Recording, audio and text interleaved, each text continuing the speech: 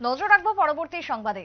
লোকসভা ভোটের আগে কয়লা কেলেঙ্কারিতে নাম জড়ালো মোদী সরকারের। বিস্ফোরক অভিযোগ কংগ্রেসের। নির্বাচনের ঠিক আগ মুহূর্তে দাঁড়িয়ে কয়লা কেলেঙ্কারিতে নাম জড়ালো মোদী সরকারের। মারাত্মক অভিযোগ এক প্রকার আনলো ইতিমধ্যেই কংগ্রেস, এবং সেই এই অভিযোগ তুলেছে। এই অভিযোগ তুলে এক প্রকার বিস্ফোরক। তবে নির্বাচনের আগে কয়লা কেলেঙ্কারি এবং এই কয়লা কেলেঙ্কারিতে নাম জড়ালো কংগ্রেসের। আরো একবার জানিয়ে রাখি, ইডির তদন্তের দাবি করে বিজেপির উপরে চাপ সৃষ্টি করতে চলেছে কংগ্রেস। অর্থাৎ বর্তমানে দেশের যে রাজনৈতিক পরিস্থিতি তা একেবারে উত্তাল, এবং সেই জায়গাতে দাঁড়িয়ে একে অপরের দিকে অভিযোগ পাল্টা অভিযোগে সরগরম রয়েছে রাজ্য রাজনীতি। তারই মধ্যে এবার কয়লা কেলেঙ্কারিতে মোদী সরকারের নাম জড়ানোর মতন বিস্ফোরক অভিযোগ জাতীয় কংগ্রেসের। কি রয়েছে ঠিক এর মধ্যে কথা বলবো। নিউজ ভ্যানগার্ডের এক্সিকিউটিভ এডিটর নীল জুড়ে গেছে টেলিফোন লাইনে। নীল, ইতিমধ্যে লোকসভা ভোট দোরগোড়ায়, দরজায় কড়া নাড়ছে, তারই মধ্যে এবার বিজেপির উপরে চাপ তৈরি করতে কংগ্রেসের বিস্ফোরক অভিযোগ, কি বলবে? দেখো, এটা নতুন কোনো অভিযোগ নয়। এই অভিযোগটা বহু পুরনো। সেটাকে নতুন ভাবে মোড়কে স্বাধীন করেছে আবার কংগ্রেস। সেটা আমরা সবাই জানি যে কয়লা কেলেঙ্কারিতে কয়েকদিন আগেই কিন্তু দাম জড়ায় দেশের অন্যতম শিল্প সংস্থা আদানি। মূলত আদানি এদেশে যে কয়লা তারা যখন কিনে, সেই কয়লা কম দামে কিনে তাকে অনেক বেশি দাম তা দেখানো হয়েছে, এবং সেই ক্ষেত্রে বেশি দাম দিয়ে যদি কিনে তাহলে তারা বেশি দাম দিয়ে বেচবে। অর্থাৎ এই যে কয়লা নিয়ে একটা ঘোটালা হয়েছে, এবং সেটা সিএজি রিপোর্টে কিন্তু এসছে, এবং সিএজি রিপোর্টে আসার পর সেটা নিয়ে কিন্তু কোনো তদন্ত এখনো পর্যন্ত সেইভাবে হয়নি। এই তদন্ত কেন হয়নি সেটা নিয়ে আজকে প্রশ্ন তুলেছে জাতীয় কংগ্রেস। বিশেষ করে রাহুল গান্ধী প্রশ্ন তুলেছেন। তিনি যেটা প্রশ্ন তুলেছেন যে সমস্ত মামলার তদন্ত, জমি দুর্নীতি থেকে আরম্ভ করে আবগারি দুর্নীতি থেকে আরম্ভ করে শিক্ষক দুর্নীতি দিয়ে আরম্ভ করে সব দেশের বিরোধী শাসিত রাজ্যে যে দুর্নীতির অভিযোগ উঠেছে, সেই সমস্ত দুর্নীতির অভিযোগে তদন্ত করছে কারা? এনফোর্সমেন্ট ডিরেক্টর বা ইডি। অর্থাৎ কোথাও কোথাও ইডি কিন্তু হাইকোর্ট অর্ডার না থাকার পরও যেহেতু আর্থিক দুর্নীতি, সেহেতু ইডি নিজে স্বতঃপ্রণোদিত ভাবে তদন্ত করছে। ইডি হচ্ছে কেন্দ্রীয় স্বরাষ্ট্র মন্ত্রকের অধীনে নয়। ইডি এমনই একটা সংস্থা যারা অর্থ মন্ত্রকের ইশারাতে চলে বা অর্থ মন্ত্রকের আওতায়। সেই জায়গাতে দাঁড়িয়ে তারা অভিযোগ করছেন, সমস্ত তদন্ত যখন ইডি করছে, তাহলে এই যে তদন্তের মানে অভিযোগ উঠেছে আদানি গোষ্ঠীর দিকে, সেটার কেন তদন্ত ইডি টেনে ফুঁড়ে করছে না, এই প্রশ্নটাই কিন্তু তিনি তুলেছে। এবং শুধু তাই নয়, এই তদন্তের অভিযোগ ওঠার পরে যদি তদন্তের কোনো গতি প্রকৃতি না থাকে বা তদন্তের কোনো কিছু থাকে, তাহলে তাকে ক্লিন চিট দিক, সেটাও তো কেন করছে না তা নিয়েই কিন্তু প্রশ্ন তুলছে। ক্লিন চিট দিলে কি হয়, একটা স্বীকৃতির সুবিধা, তার রিপোর্টে কিন্তু লিখতে হবে যে এই যে দুর্নীতির অভিযোগ তার কোনো সারমর্ম নেই, এই যে যা যা নথিপত্র বিরোধীরা এখনো পর্যন্ত এই ইস্যুতে হাজির করেছে তার কোনো সারমর্ম নেই বা সেখানে তদন্ত করে কিছু পাওয়া যায়নি। সেইটা কিন্তু কেন্দ্রীয় যে সংস্থায় যে সিবিআই হতে পারে, সে ইডি হতে পারে, সে ইনকাম ট্যাক্স হতে পারে, সে বিজেপি শাসিত যে সেখানকার যে রাজ্য পরিষদ হতে পারে, তাকে কিন্তু আদালতে গিয়ে জানাতে হবে, ক্লিনচিট দিতে হবে।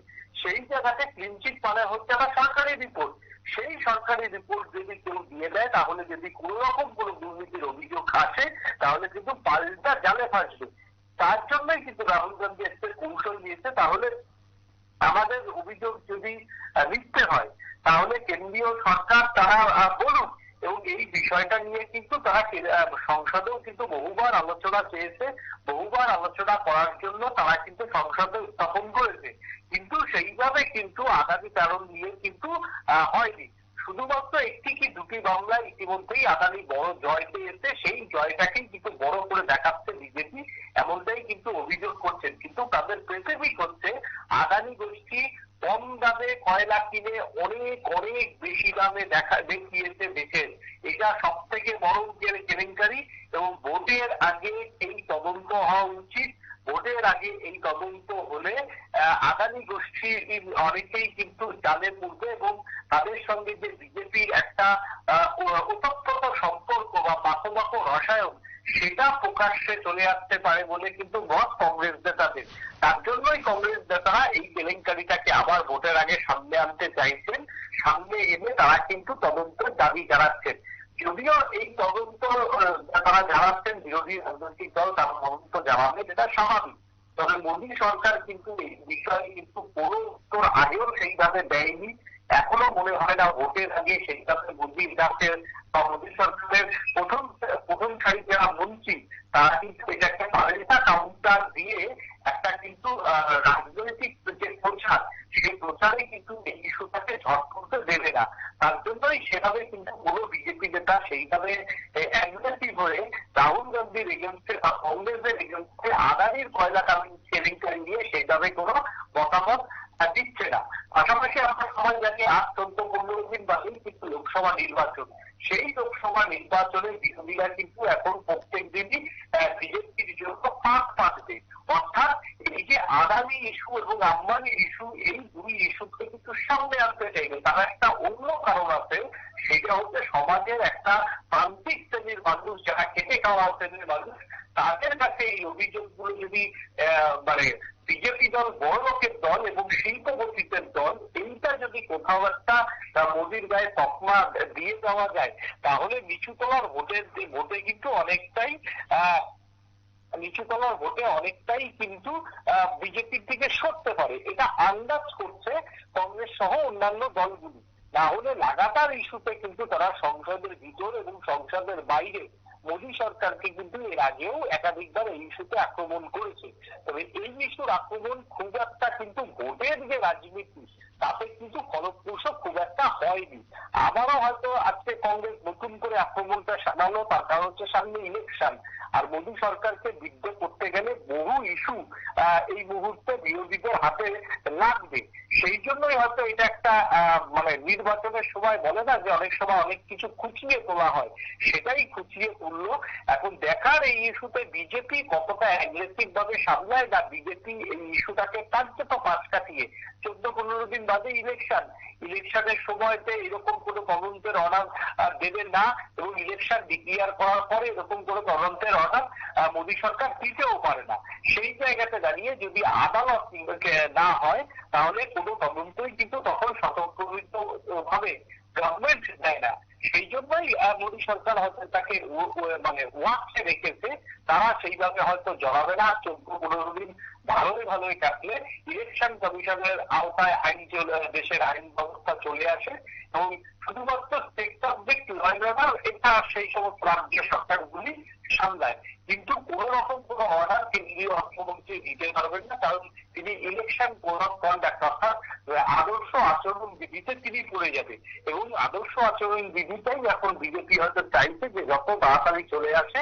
বিজেপির দুটো জিনিসের জন্য চাইছে, এক হচ্ছে কৃষক আন্দোলন, আর এক চাইছে আম্বানি আদানি ইস্যুকে কেন্দ্র করে যে সমস্ত যদি কংগ্রেস আরো বড় কিছু তদন্তের অভিযোগ তুলে বাজার গরম করার চেষ্টা করে, তার জন্য কিন্তু এই মুহূর্তে মোদী সরকারই বরঞ্চ হয়তো চাইবে যে দ্রুত ভোট ঘোষণা হয়ে যাক। দ্রুত ভোট ঘোষণা হয়ে গেলে অন্তত এই ইস্যুগুলিকে আর নতুন করে ফেস করতে হবে না।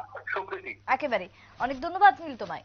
কথা বলছিলাম আমাদের এক্সিকিউটিভ এডিটর নীলমণিকের সঙ্গে। তবে সেই জায়গাতে দাঁড়িয়ে ইডির তদন্তের দাবি করে বিজেপির উপরে চাপ তৈরি করতে চাইছে কংগ্রেস, এবং এই চাপ যদি তৈরি করতে পারে তাহলে কর্মীদের মধ্যে একটা প্রভাব পড়বে এবং ভোটের আগে ভাবমূর্তি নষ্ট করতে সমর্থ হবে, এমনটাই মনে করছে রাজনৈতিক মহল। ছোট্ট বিরতির পর ফিরছি, সঙ্গে থাকুন।